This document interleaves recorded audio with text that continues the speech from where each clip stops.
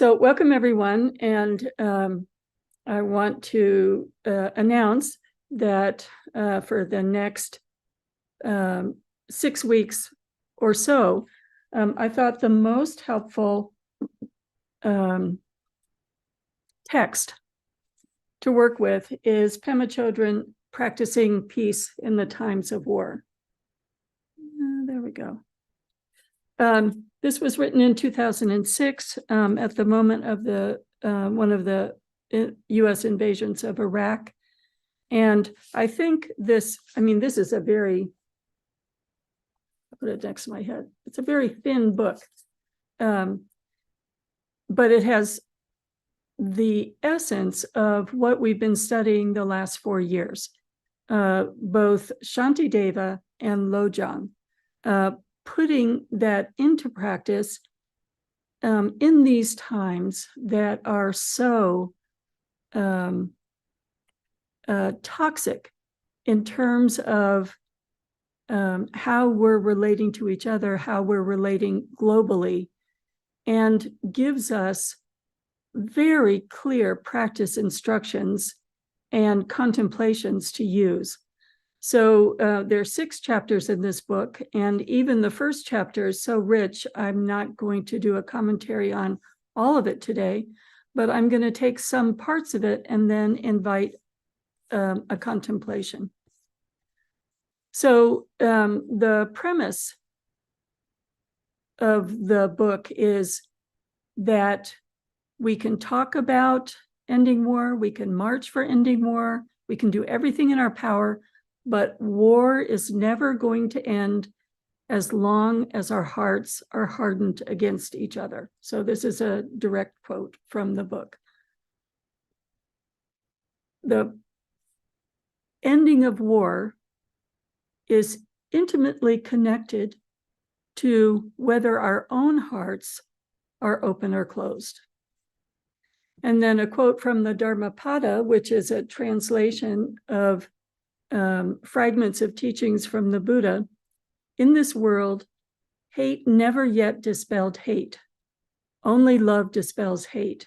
This is the law, ancient and inexhaustible.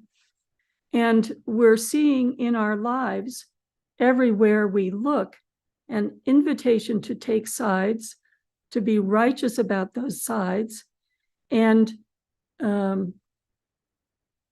that process gives rise to anger and hatred towards the opposite on the sides that we're taking.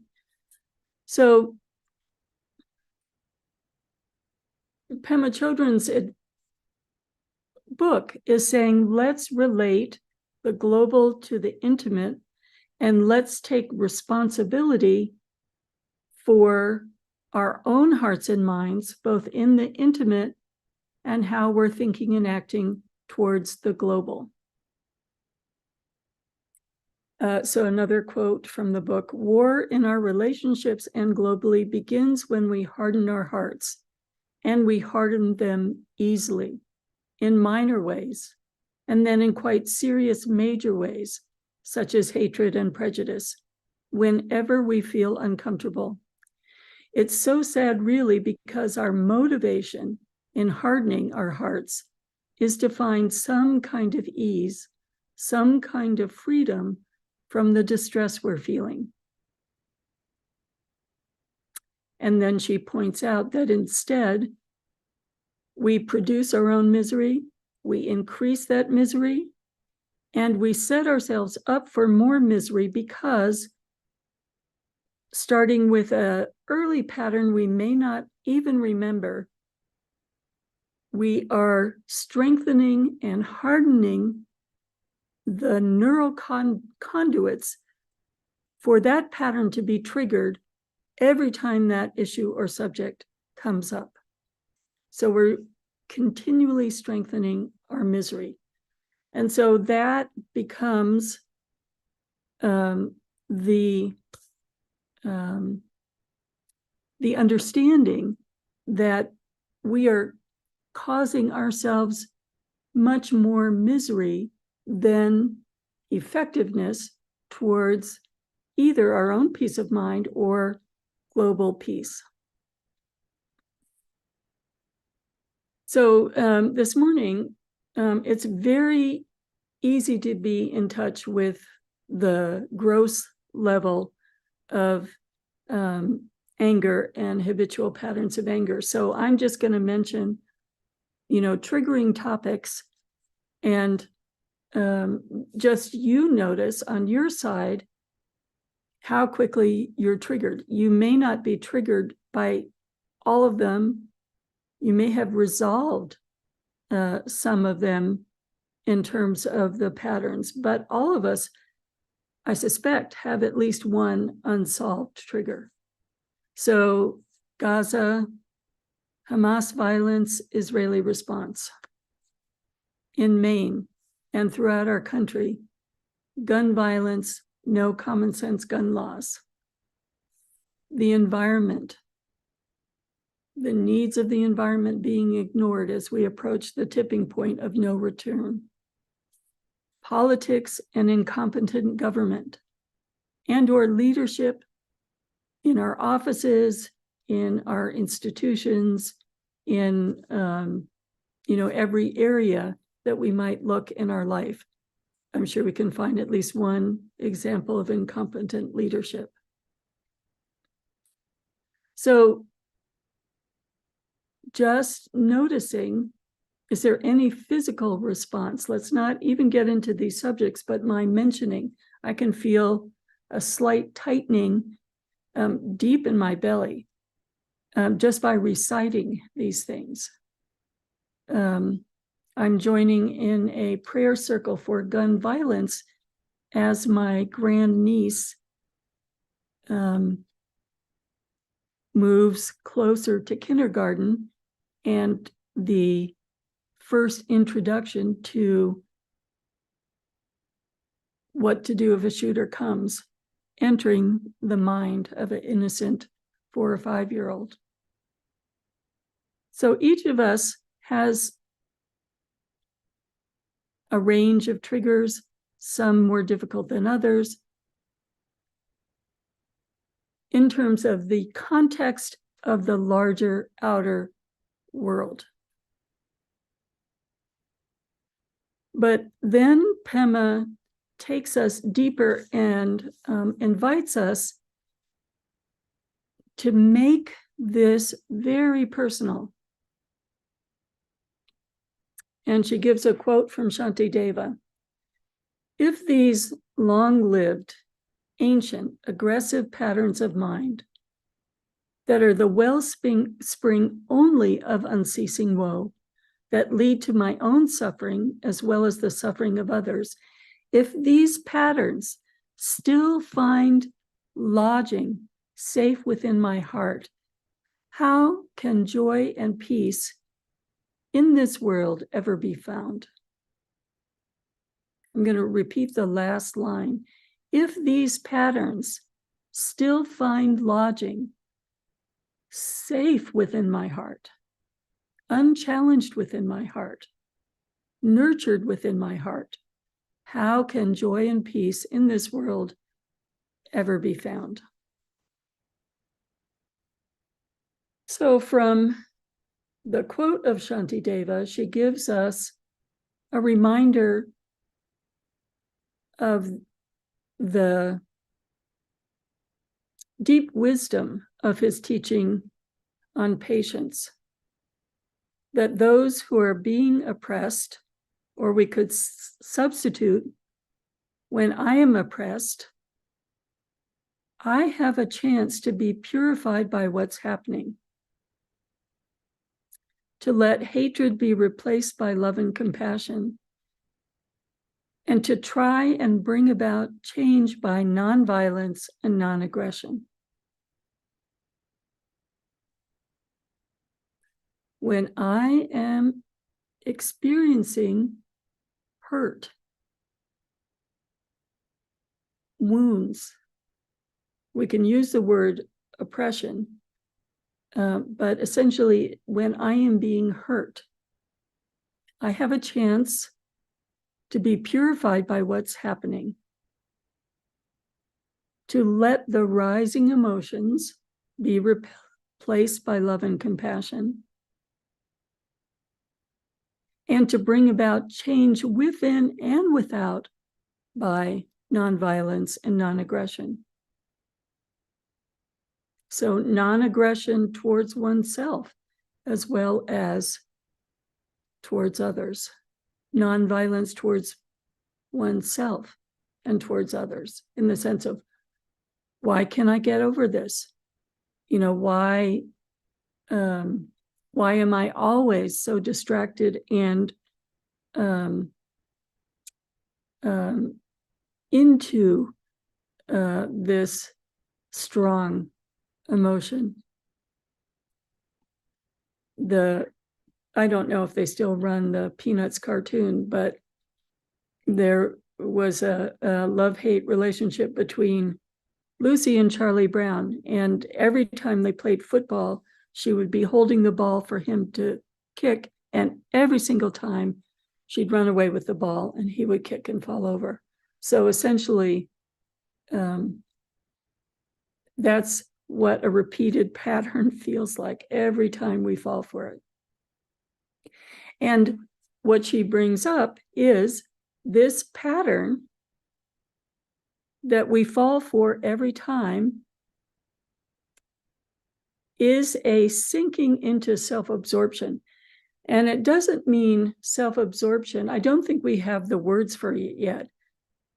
Self-absorption in the sense of, that's usually a word that we have judgments about in terms of being bad. It means we sink into our own thoughts and feelings and our own hurt.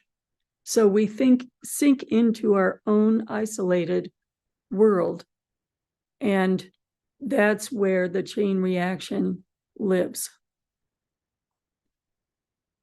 The alternative is to use our wounds and hurts, and I'm going back into a quote from Pema again, to link us with the suffering of all beings, those harming, those helping, those feeling neutral. In other words, a chance to soften what is rigid in our hearts and still hold the view that injustice is being done and work towards unwinding that injustice or cruelty.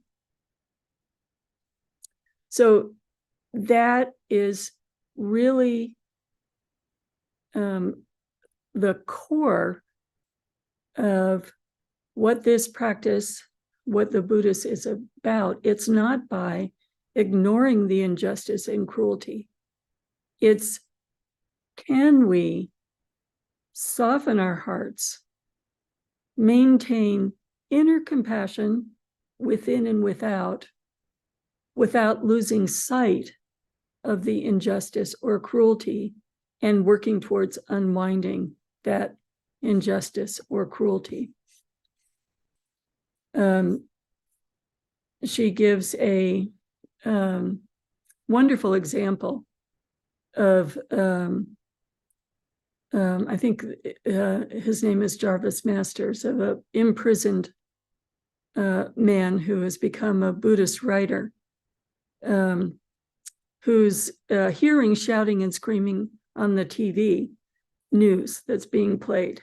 And the prisoners a few cell blocks down say, oh, now it's, and let's put it in today's time, it's a Trump rally. And all these people are screaming in approval for the blind prejudice of the speaker. And he goes, oh yeah, I hear the screaming. Then more screaming and yelling. And now it's a peace rally where one side and the other side has become fighting and banging each other with their peace signs. Because, oh yeah, I can hear the yelling. And in when the book was being written, and this still happens today, oh, now they're filming let's say, a Proud Boys march or a Ku Klux Klan march. And you can hear the yelling and screaming. And what Jarvis points out is you cannot differentiate the sounds of anger and hatred from any of the causes. It sounds the same. The emotions and feelings in the screaming and yelling is the same. The root is not the cause. It is both sides thinking only they know the truth and everyone else is wrong, and allowing that to give rise to righteousness and anger. So then what she's pointing out is when we look in the mirror, there's no difference in a heart holding anger and righteousness. No difference. Doesn't matter what size, what cause, whether it's intimate relative to our families or community or bigger, that poisonous mindset is the same.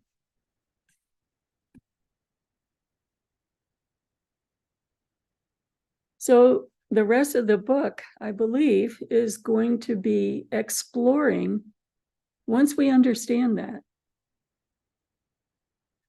once we understand that any righteousness is all righteousness, what do we do about it? So her expression of how to begin the practice is when we don't do the habitual thing, the hardening of the heart and holding tightly to certain views. When we don't do that, we are left with the underlying uneasiness that we were trying to get away from. Whenever there's a sense of threat, we harden. So if we don't harden, we're left with that uneasiness, that feeling of threat. That's when the real journey of courage begins, finding the soft spot and the tenderness in that very uneasy place and staying with it.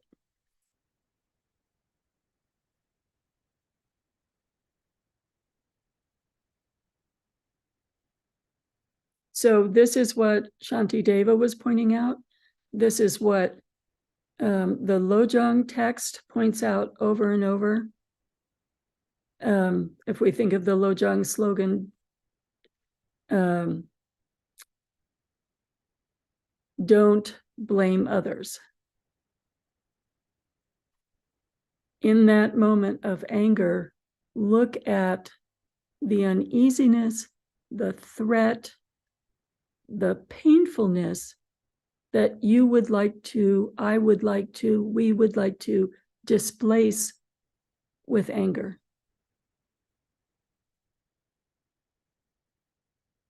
So for this morning, having just come from so many family and community dinners, let's explore how to remember the experience of when our heart is completely open and when a hesitation or a lesser welcome in relationships that are close to us arises. Because we have family patterns of fundamentalism of view, racism, sexism, abuse. Let's hit home with something recent that we experience directly.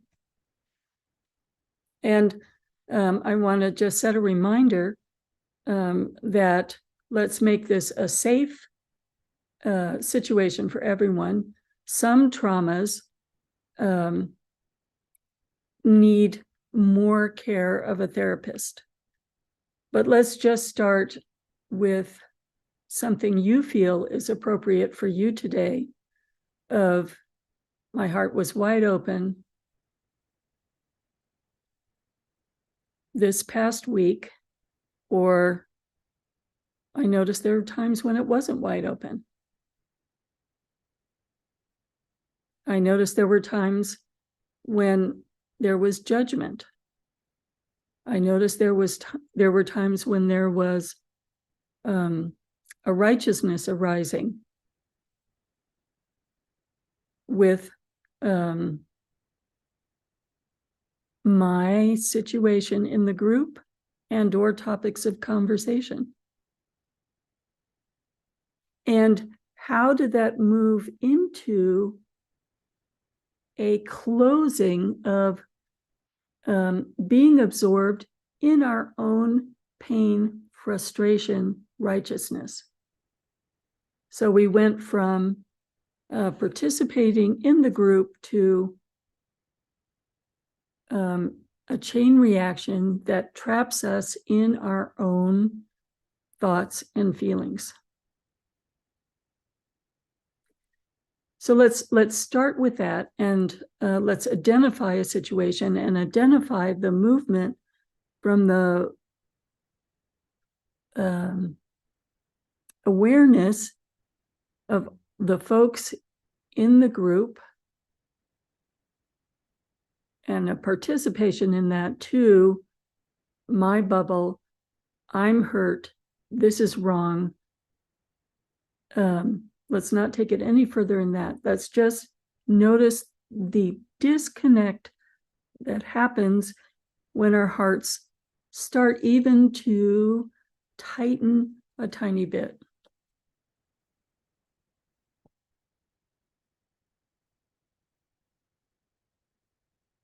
Let's take about 1 minute to consider that, 2 minutes.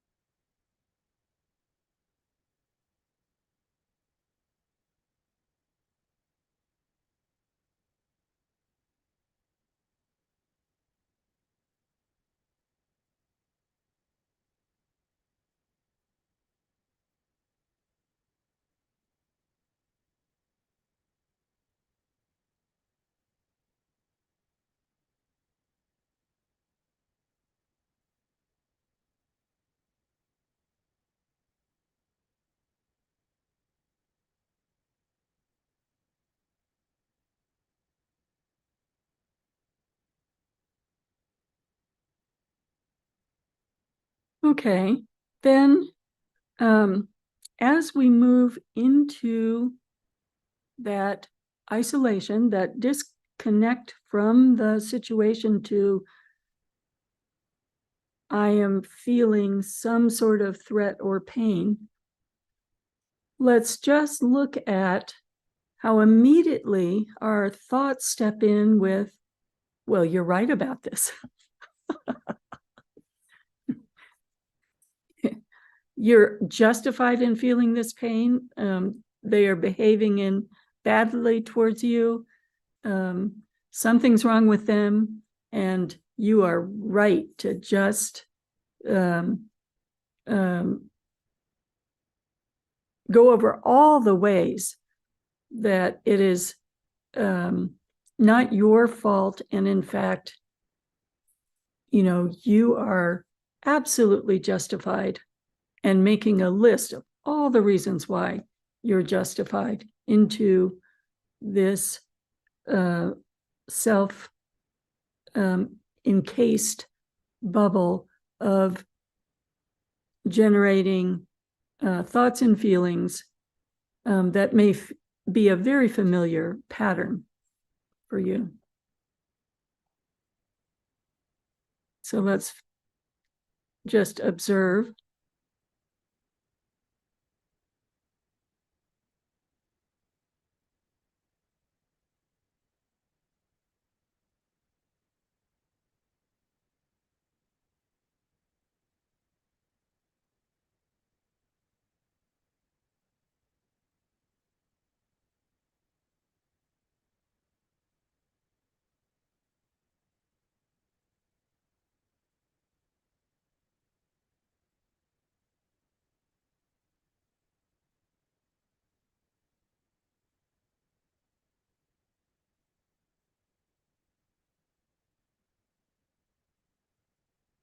Okay, now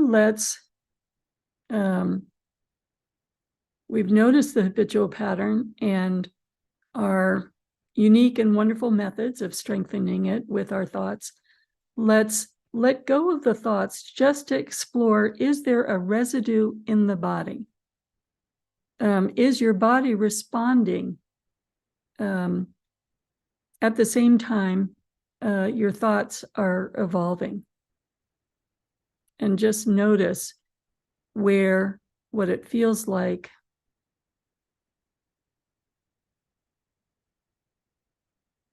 And without the thoughts continuing in the pattern, how long the residue lasts in the body.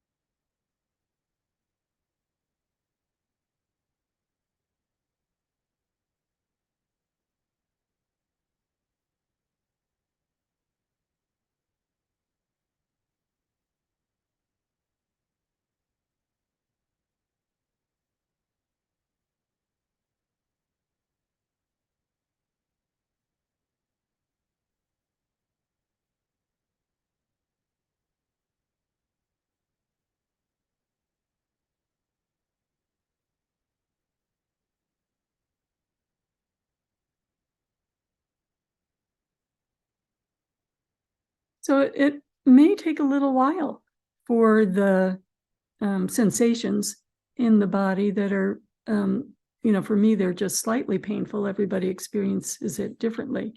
It may take a little while for that to dissolve. And it may take repeated practice. So what we're exploring is, it is personally painful for us to carry the wounds that we have, the habitual patterns that we have, the triggers that we have. It's personally painful mentally and physically. And I want to go back to the Shantideva quote. If these long-lived, ancient, aggressive patterns of mind that are the wellspring only of unceasing woe, that lead to my own suffering as well as the suffering of others, if these patterns still find lodging safe within my heart, how can joy and peace in this world ever be found?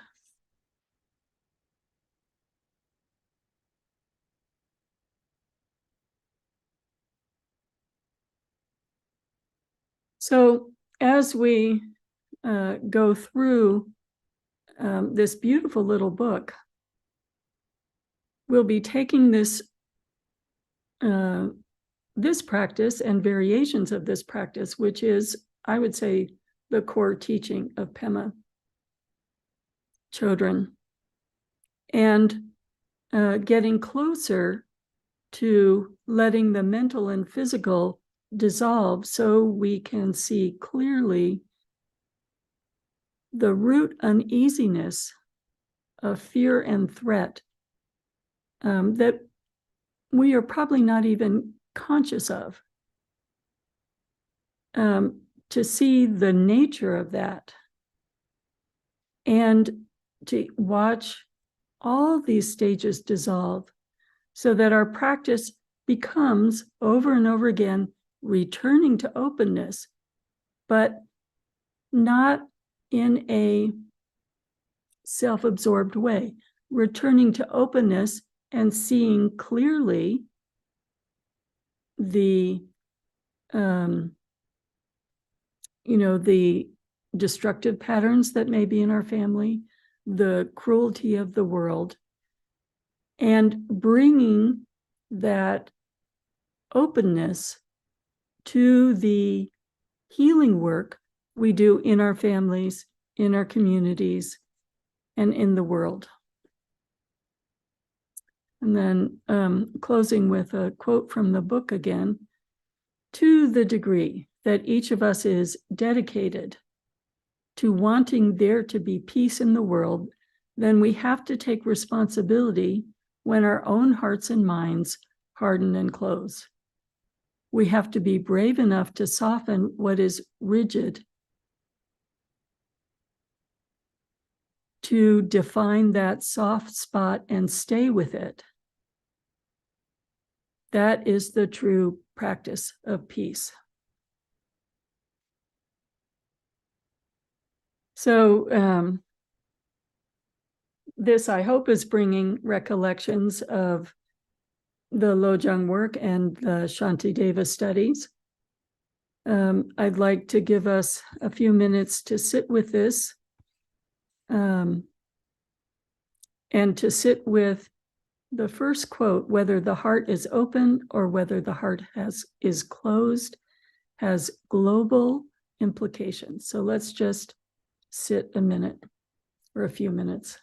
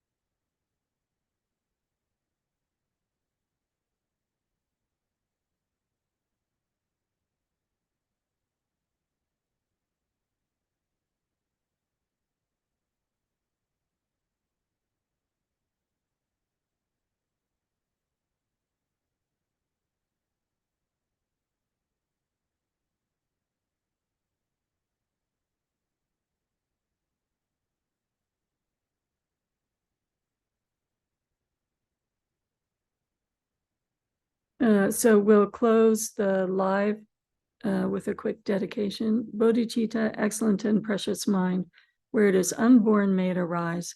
Where it is born, may it not decline, but ever increase higher and higher.